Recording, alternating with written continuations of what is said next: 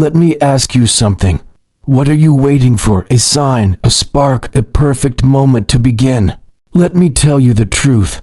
That moment is not coming. Every day you delay, someone else is waking up earlier, working harder, and getting ahead of you. You say you're tired. But what have you done to be tired? You scroll, you sleep, you wish. But you don't work. And the world, it doesn't reward wishers. It rewards workers. You think you're being careful, smart even, by not rushing into things. But no, you're being lazy. And laziness is the silent killer of dreams. The difference between a successful person and an average one isn't talent. It's action. It's showing up on the days when you don't feel like it. It's working when you're tired. It's pushing when your body says stop. But your future says keep going. You've got work to do. Big work, important work, not just for money or status, but for your purpose, for your family, for your legacy. And the clock is ticking. Laziness isn't harmless. It's a thief. It steals your time, your progress, your potential. So today, make a decision. Either kill your laziness or let it kill your dreams. But don't lie to yourself. You have work to do. Get up and get it done. Because the world doesn't wait, and neither should you. Laziness is often misunderstood. Most people treat it like a physical condition, something they were born with or something that just happens to them. But in reality, laziness is not a disease, a disability, or a fate sealed by personality type. It's a mindset, a learned pattern of behavior that grows stronger every time we feed it with excuses, delays, and short-term comfort. It doesn't live in your body, it lives in your thoughts. And it begins the moment you start believing that effort can be postponed. No one is born lazy. You never see a toddler say, "I don't feel like trying today." Children explore, fall, get up, try again. They're naturally curious and persistent. Laziness is something we adopt over time, influenced by our environment, the people we surround ourselves with, and the stories we tell ourselves. When we avoid challenges, settle for average, or fear discomfort, laziness creeps in and convinces us that it's okay to do less. Laziness is rooted in fear. Fear of failure, fear of judgment, fear of discomfort. It's easier to do nothing than to try and not succeed. It feels safer to delay than to risk doing something badly. But that safety is an illusion. Each time we give into that voice that says not now or I'm not ready, we train our brain to retreat. We begin associating work with pain and laziness with relief. Over time, this mental pattern becomes automatic. It's no longer about whether you can do the work. It's about whether you believe you can face it. What many people call laziness is really a mix of procrastination and self-doubt. It's that voice in your head that says, "What's the point? Or I'll start tomorrow." But the mind is incredibly powerful. If you feed it doubt, it will give you hesitation. If you feed it excuses, it will reward you with inaction. But just as easily, if you train it with discipline, if you program it to act regardless of how you feel, it will serve you with progress. The problem is not that people don't want success. Almost everyone wants a better life, more freedom, more money, or more impact. But wanting is passive.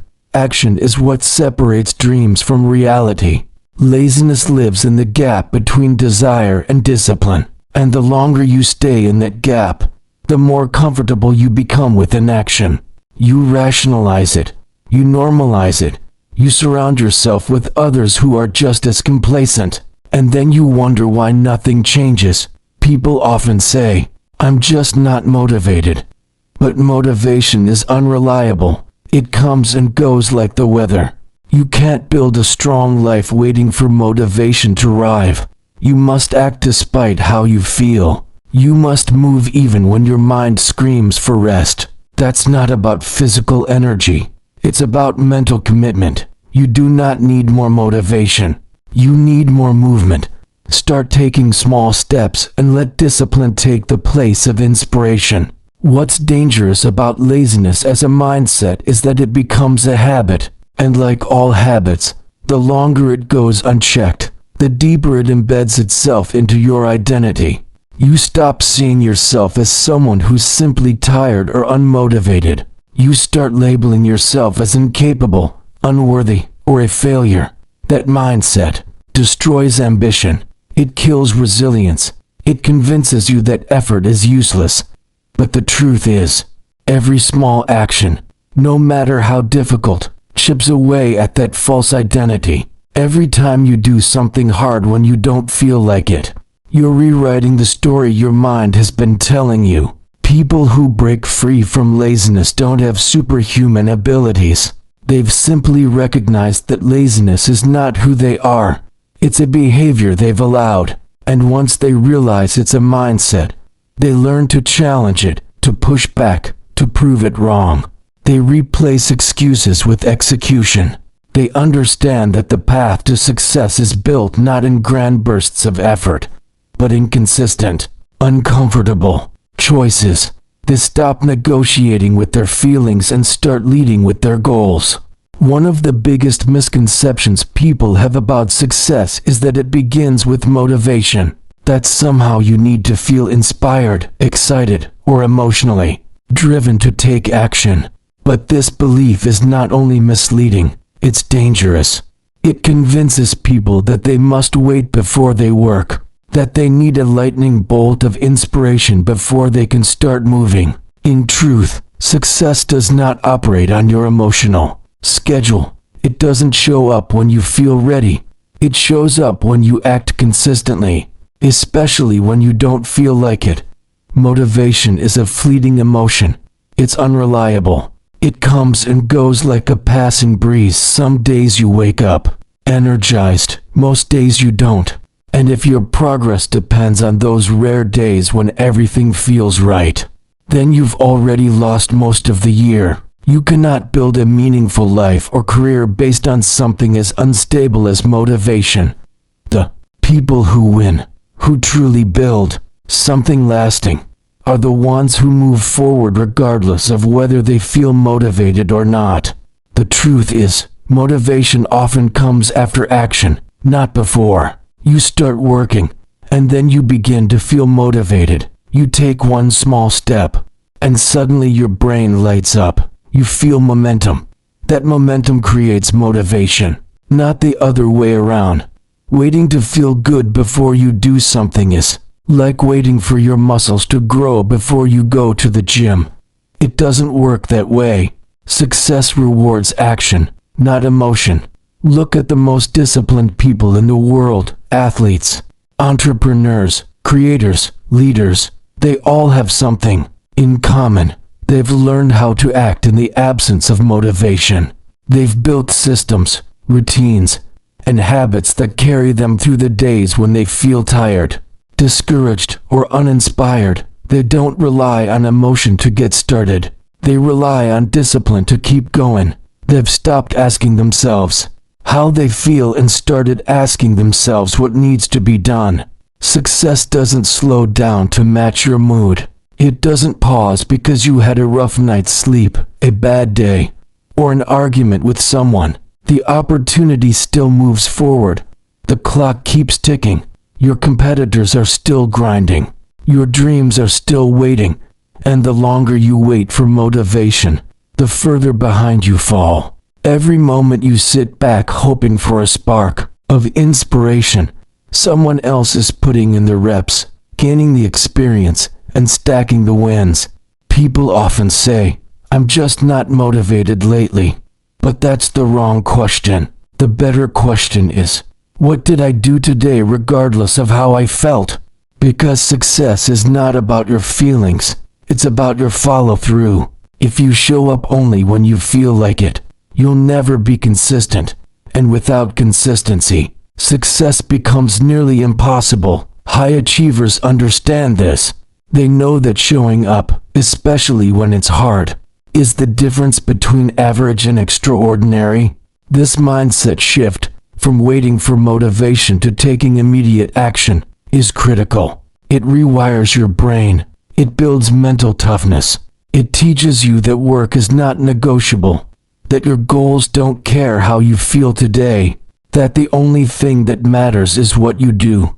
And when you do this enough, something powerful happens. You become someone who no longer needs to be pushed. You become self-driven. Your brain learns that discipline leads to results, and results are the greatest motivator of all. There will always be reasons not to start: fatigue, doubt, stress, distraction. But there's one truth that outweighs them all. Progress comes from movement, no matter how small the action.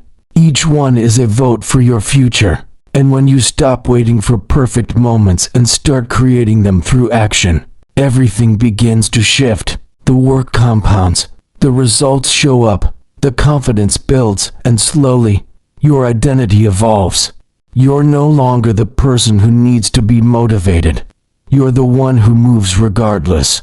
One of the most common excuses people give for not pursuing their goals is this: I don't have time.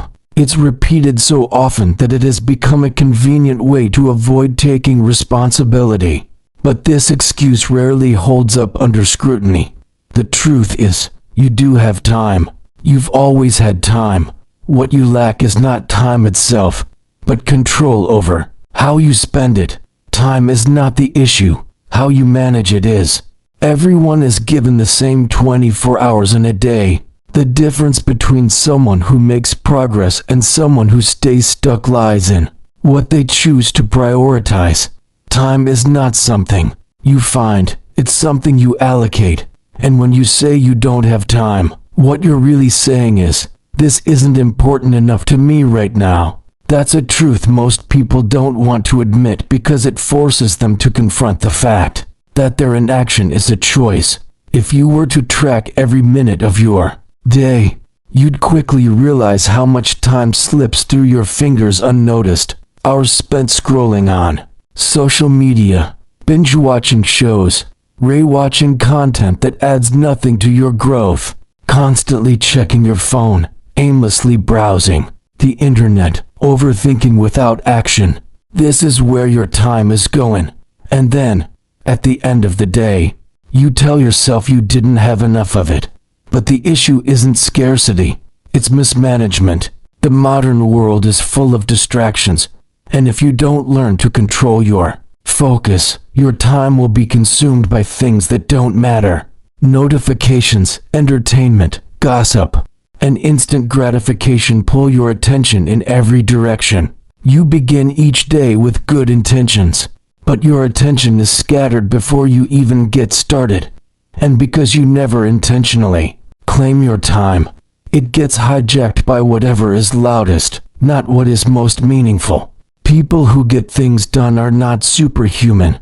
They don't have more time than you. What they have is clarity, commitment, and control. They know what matters to them. They decide ahead of time how to use their hours. They protect their schedule like it's sacred, because it is. They understand that once a moment is gone, it's never coming back, so they treat time with the respect it deserves, while others treat it as something they can waste without consequence. When you say yes to distractions, you're saying no to your future. Every time you choose comfort over challenge, entertainment over execution, noise over focus, you're making a decision, and over time, those small decisions compound. They don't just shape your schedule, they shape your identity. You become someone who's always busy, always tired, always complaining, but never moving forward. The truth is, you're not overwhelmed because you have too much to do. You're overwhelmed because you're not doing the things that matter most. Even the busiest people in the world find time for what they truly value. They wake up early. They stay up late. They cut out what's unnecessary. They make space, not excuses, because they understand that success doesn't come to those who try to fit it in. It comes to those who build their life around it. You might not have hours and hours of free time every day, but you do have minutes, valuable Usable minutes that add up, 15 minutes here, 30 minutes there. That's how books are written, skills are built, businesses are launched, one focused slice of time at a time. Time is your most valuable asset, and once it's spent, you don't get a refund.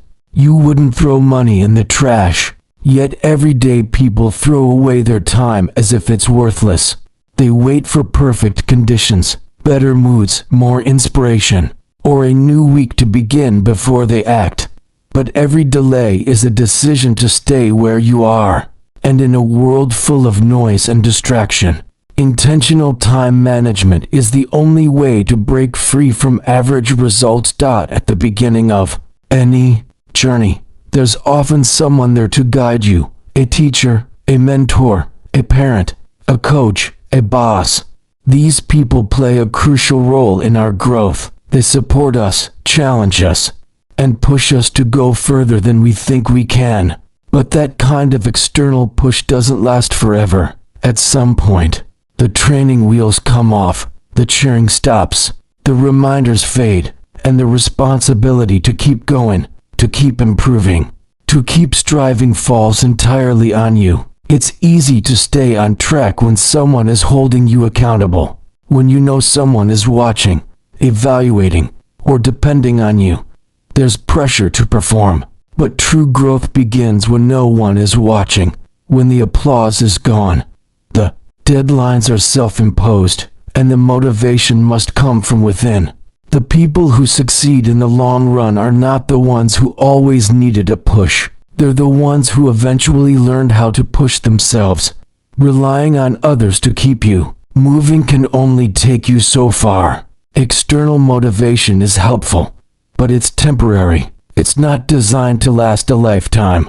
Life will not always give you someone to wake you up, to remind you of your goals, to tell you to keep going when things get hard. Eventually, you'll be standing alone with a decision to make. Keep working toward what matters, or let it go and settle for less. The world doesn't owe you constant encouragement. You will not always have a manager to check your progress, a friend to remind you to stay disciplined, or a mentor to offer solutions. If you wait around hoping someone will save you from your own procrastination or self-doubt, you're going to fall behind. There comes a point where your success depends entirely on your ability to act when it's hard, to show up when no one's calling you, and to stay disciplined when no one's applauding you. This is where self-leadership matters the most. Successful people are not always the most talented or the most educated. They are the ones who have learned how to manage themselves. They set their own standards, their own pace, and their own expectations. They don't need someone constantly pushing them forward because they've built an inner voice that pushes harder than anyone else ever could. They don't wait to be told what to do. They take initiative. They don't depend on motivation. They rely on discipline. People who constantly need to be reminded will always fall behind those who've trained themselves to remember. People who wait for permission will always trail those who decide to act. At some point, the people who care about your progress will shift their focus to others. Their attention will go elsewhere, and you'll be left with your own willpower. If that willpower is weak, so is your future. If you haven't learned how to stay consistent on your own, then the minute the support system fades, your progress stops too. Responsibility is the dividing line between those who succeed and those who don't. Taking responsibility means no more blaming, no more waiting, no more hoping someone else will fix things for you. It means owning every part of your journey, the wins and the failures. It means realizing that no one owes you constant guidance, that your future is in your hands now, that you have to be the one who sets the alarm, who creates the plan, who follows through, who picks yourself up when you fall. There is strength in having someone to believe in you, but there is power in learning how to believe in yourself. There's nothing wrong with needing support at times, everyone does. But if support becomes a crutch, it turns into dependency, and dependency weakens your ability to stand on your own. You cannot grow if you're constantly looking outside of yourself for direction, for energy, for approval. You have to become the kind of person who keeps going long after the voices around you go silent, because when the room is empty and the lights are off, the only voice left to push you is your own. Everyone has dreams. Some people dream of building a business, becoming financially free, creating art, making an impact, or simply living a life that feels meaningful and fulfilling. These dreams are powerful because they represent the life you want, not the life you're currently living. They give you a vision of what could be, but having a dream is not enough. The hard truth is this: no one else is responsible for making your dream come true. No one owes you the tools, the time, or the support. Your dreams are your responsibility. It's easy to talk about dreams. It's easy to post about them, think about them, write about them, and tell others what you want to become. But none of that creates results. Dreams require action. They require discipline. They require sacrifice. And most importantly, they require ownership.